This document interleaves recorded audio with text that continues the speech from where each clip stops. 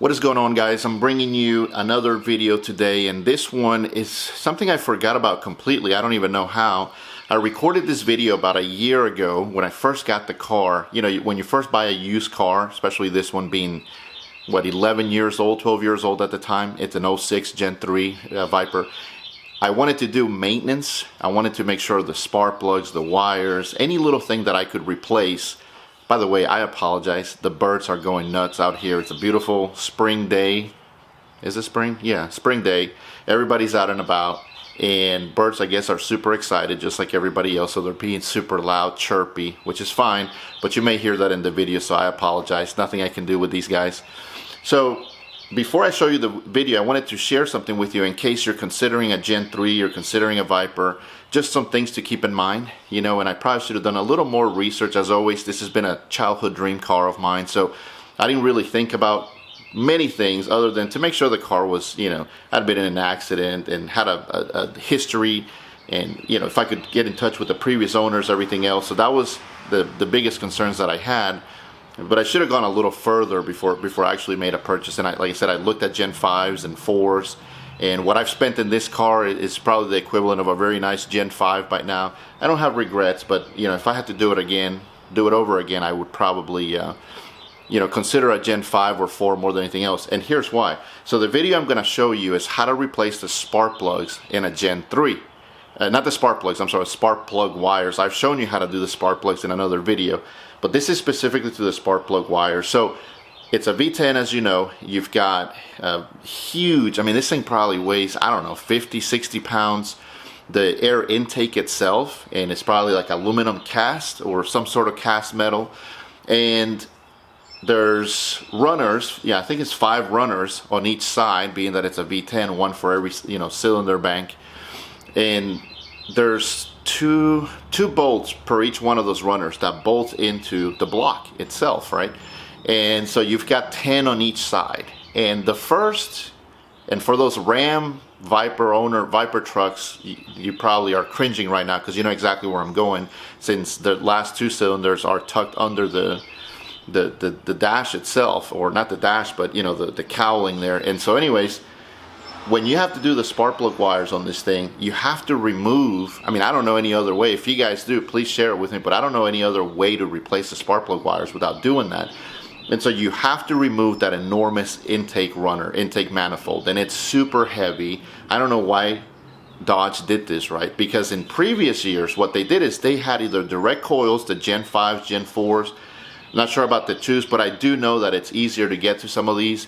And you know, the direct coil ignition sits right on top, and the wires are very short. So if you have to replace this, you just buy the coil or the wire. I think you can swap just the wire out and the boot, and then you just replace that. Super easy to do because it's right on top of the cylinder where the valve cover goes for the heads. And so in this one, you have to pull 20 bolts, which is insane, especially the last 2. There's bolts on the inside which are directly underneath, you know, that intake manifold, and you'll see in the video what I'm talking about. And it's just really hard to get to, even with the slimmest, you know, sockets and extensions and everything else. It makes it really hard. You can use a socket wrench too, or just a regular wrench if you want. I mean, I tried everything, and like I said, the first 18 or so weren't hard at all. But those last 2 were extremely difficult to get to because I had to use like a magnet to hold that socket underneath the intake, bring an extension from the top, try to connect the 2, which is really hard because the socket would not go through that last hole when you're coming in from the top. It's just really hard. And maybe there's even slimmer sockets that I could have bought, but the ones that I had to work with what I had, right? And so I started to regret my decision to do this myself at that point because, man, I was struggling really bad. And so finally I got those 2. Then you have to unhook the wiring harness for the injectors. You have to unhook the throttle cable if you want to take the whole thing out. You don't have to. And there's, of course, there's a bunch of vacuum hoses and a bunch of other things that go underneath the intake manifold and attached to it on the side. And so you got to pull all that. I mean, it's like a 2-3 hour job easily. Probably the more you do it, the easier it gets. But the first time, I think I was on, and it was summer too, which made it really difficult.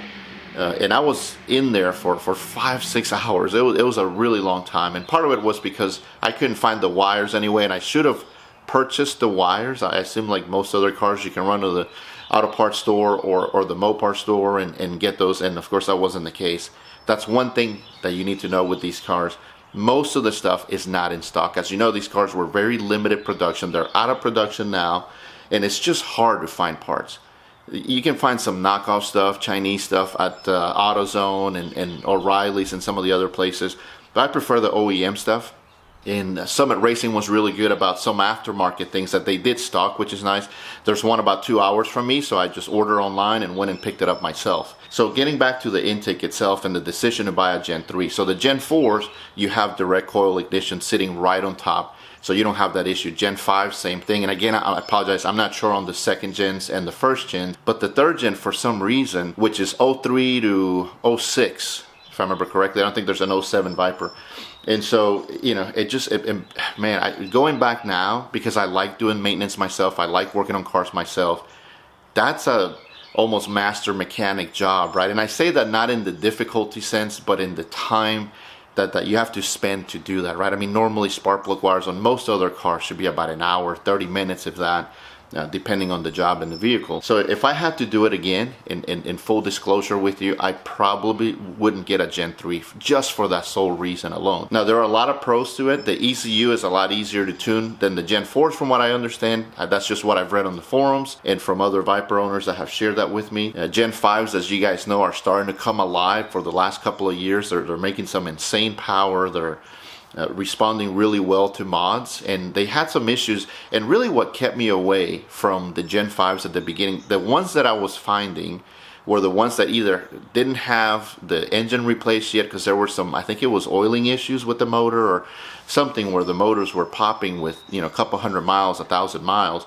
Now Dodge did come out and say we're going to extend the warranty, and I think they gave you a 7-year 100,000 mile warranty on the motor, so there was really nothing to worry about there. But I just couldn't find a GTS package that I really like. I really wanted the GTS package, which gives you the Napa leather, like, you know, some really nice Italian style seating, I think that they borrowed from Ferrari maybe, or some other guys. But anyways, so, you know, to stick to the video itself, just know when you watch this video, it's not a full video because there was a lot of frustration when I was making that video. And that's probably why I forgot about it. I didn't want to think about it again.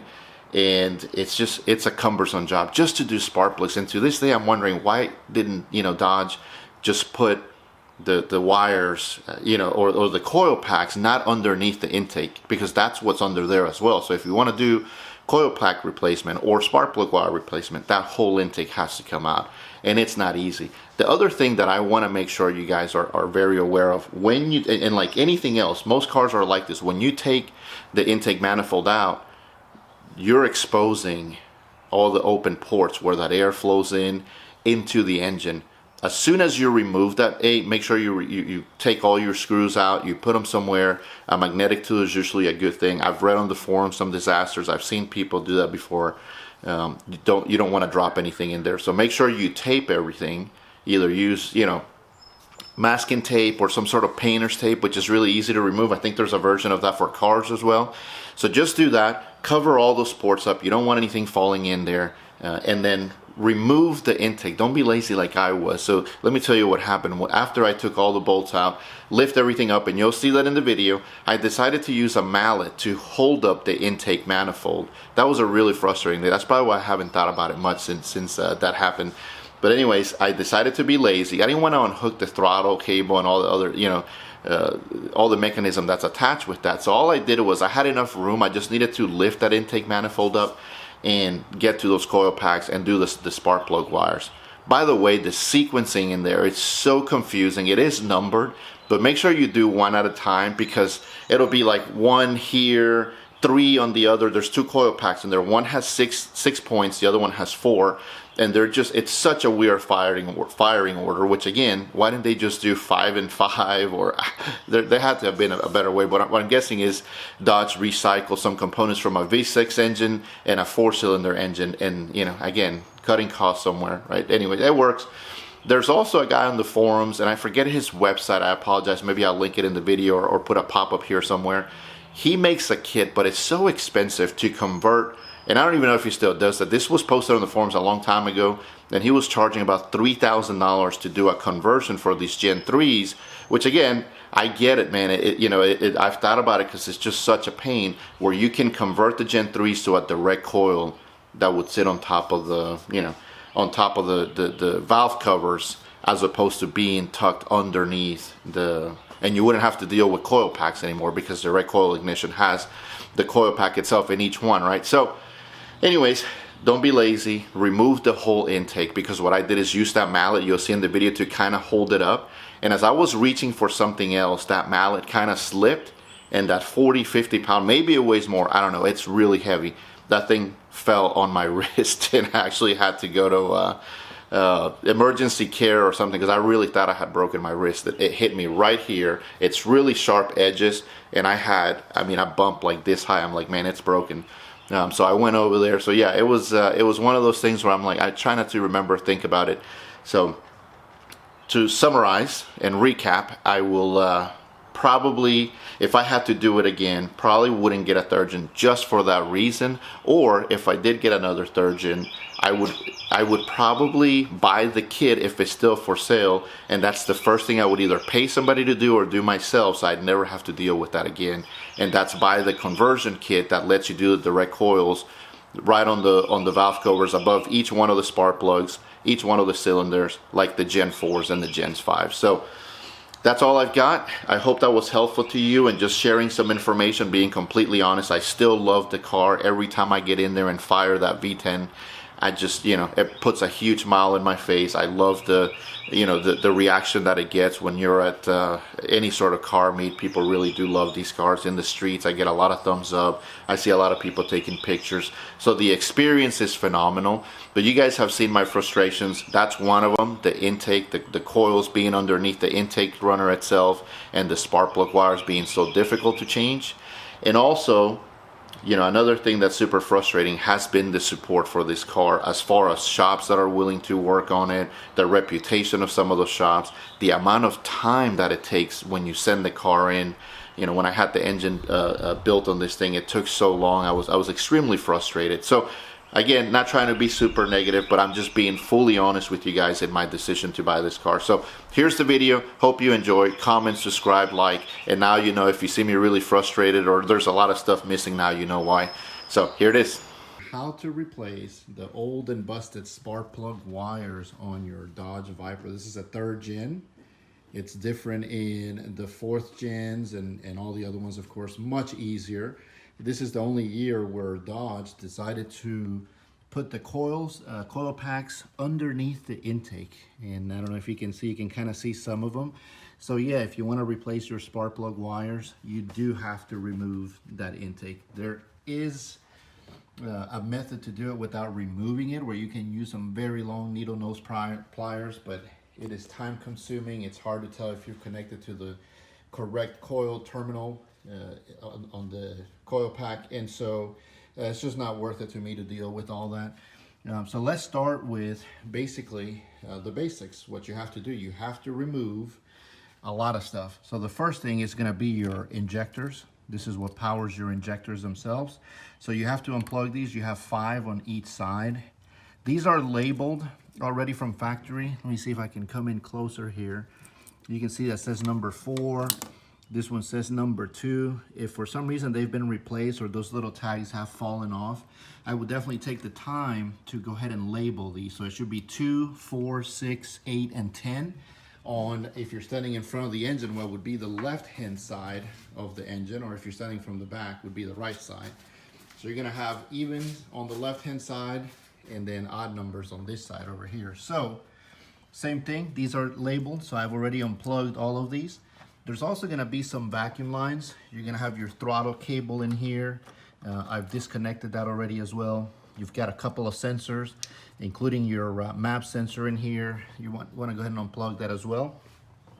And then, in my case, mine is supercharged. If you don't have a supercharger, it may be a little bit easier because you're just going to have the OEM air box and just have to unplug it.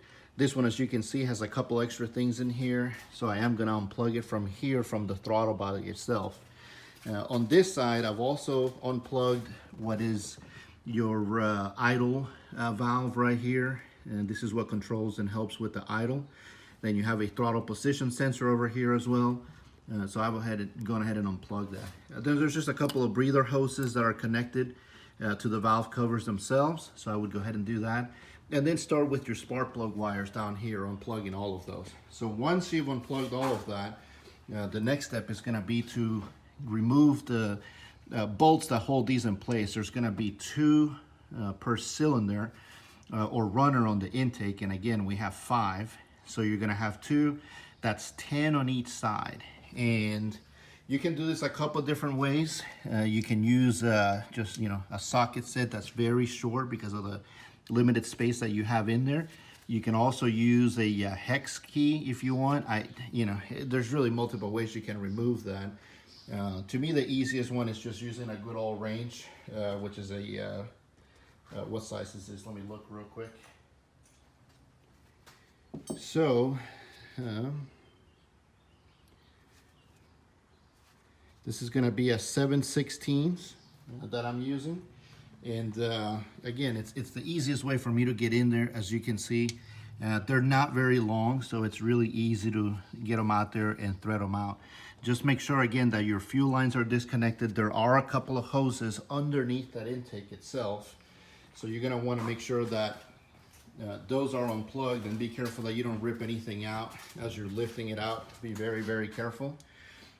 One of the things that is also under there is another breather hose, like you see in this one right here. That goes underneath actually, and it plugs in to this side of the valve cover. So it just kind of joins the 2 together. So once again, disconnect all your injectors, disconnect all the breather hoses that you have, disconnect your throttle cable, and disconnect the sensors, throttle position sensor, the map sensor, and of course the idle air control valve that you have in there, the IAC. And then just go through and unplug each one of the wires, okay? So we'll come back once I have this removed, and also disconnect your air box or supercharger water to air, you know, intercooler pipe that you have in here, so to the throttle body. Once you've done that, then carefully remove it. One of the things you have to be very careful with too is this gasket right here. There's a very thin, I believe the OEM ones may be made out of cardboard or paper. This may not be a bad time for you to replace that with a newer one. If you're gonna be in there already, might as well take care of some of these things while you're in there, okay? So one of the things you can do after you've removed these front bolts or screws that hold down the intake, you can go through the top to get the back ones, because the back ones, as you can see, are gonna be much tougher. If you do have a longer, small tool, I can reach back there, but it's a little bit harder. So what I'm using is one of these swivel heads, socket sets with an 11 or 7/16, and you can go through these holes at the top. That makes it a little bit easier. That back one is still gonna be a pita to get to. Back here, it's gonna be pretty hard. But if I look down there, if I shine, let me see if I take this light. You can kind of see the bolt back there. It's kind of hard to see, but that's where they are. So you want to go in through the top as I'm doing in here. That's going to be the easiest way. I also wanted to show you something else, how to disconnect the fuel rail.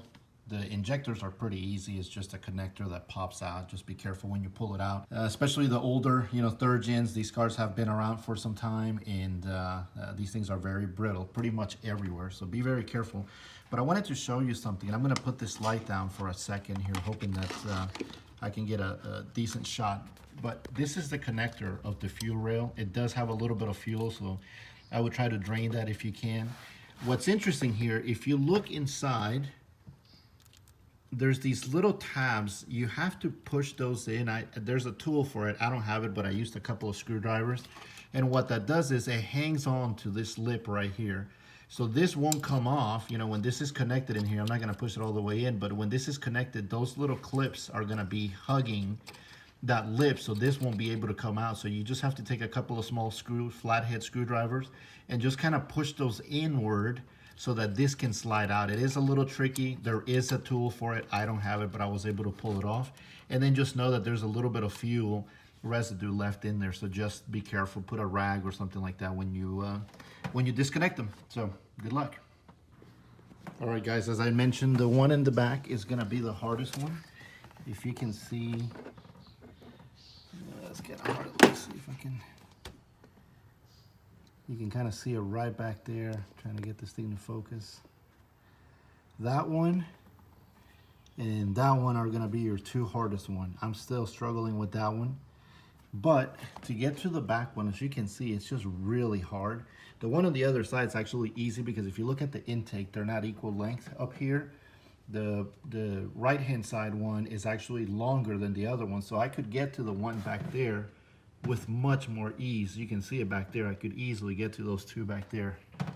And so what you have to do, you have to take this plastic cover off. And what I mean is this thing right here. It's kind of like a shroud that protects, I guess, the wipers and all the mechanisms under there. So this is pretty easy to take off.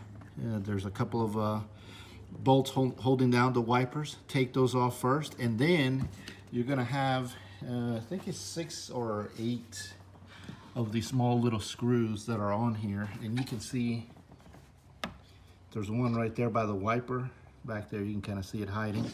There's one right down there, one up here on this side. So they're pretty easy to take off.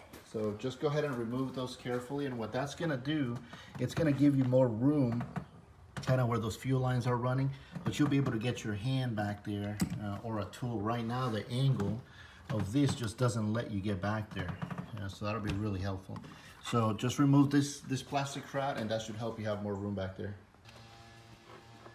All right, also I've got the intake off a little bit. I'm just kind of propping it over here for now, but I just wanted to show you guys once again what it looks like underneath here. So you can see you've got both, once you remove the intake manifold, you'll be able to finally get down into the ignition coils down here, and there's 2 of them. Nicely, they're marked, so you can kind of see the numbers in these, right? And make sure you align them. Remember, on this side, you're gonna have 2, 4, 6, 8, and 10. The other side, you're gonna have 1, 3, 5, 7, and 9. And it's kind of hard to see, and I apologize about the noise. My neighbors are doing yard work. But you can kind of see the numbers there. Also, one thing to note is that you have a lot of little plugs down here.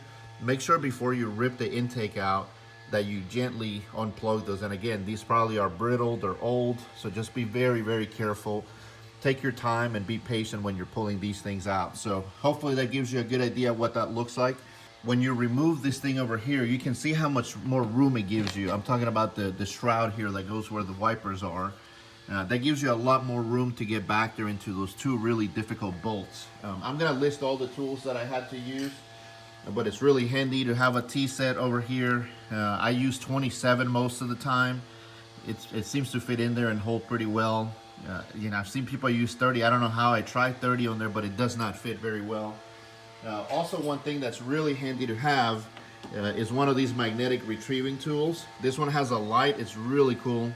It has a light, and it also has a little claw that you can press and eject here at the end to grab some of those bolts that may have fallen in there. It'll also be a good time to go in and clean, in and out the engine down here. It's really dirty. A lot of stuff collects in there, as you can see. So once again, I got the wires out. I've replaced the spark plugs already. I'm gonna do some cleaning to the intake, so I'm gonna finish taking it off completely and just go ahead and clean it out. You can see there's some residue and stuff. And again, reminder that you do have the fuel rail may still have some fuel, so just try to drain it as best as you can from those fuel lines. So anyways, hopefully that helps you out a little bit. That's what it looks like underneath there. And now it's time to put it back together, put the wires on, put it back together, and get it back running. All right, guys, one little quick pro tip that I wanted to give you is, as I'm putting the new spark plug wires back on here, you want to use dielectric silicone grease, and you can pick this up at most auto parts stores, because what happens is if you don't use that, the spark plug wire and the spark plug itself may become seized. So if you're doing routine maintenance where you just need to replace the spark plugs, you're going to have to rip out the cables or cause damage to them. So remember, make sure you use that grease. Also, another thing to remember, these new wires are labeled, luckily, but just make sure that when you put new wires on, you choose the right end. Some of them are directional, and you have to use the correct end to go into the spark plug itself, like here, and then the one that goes into the the terminals on the other end. So just make sure you get them correctly. All right, guys, that is going to be it for today's video.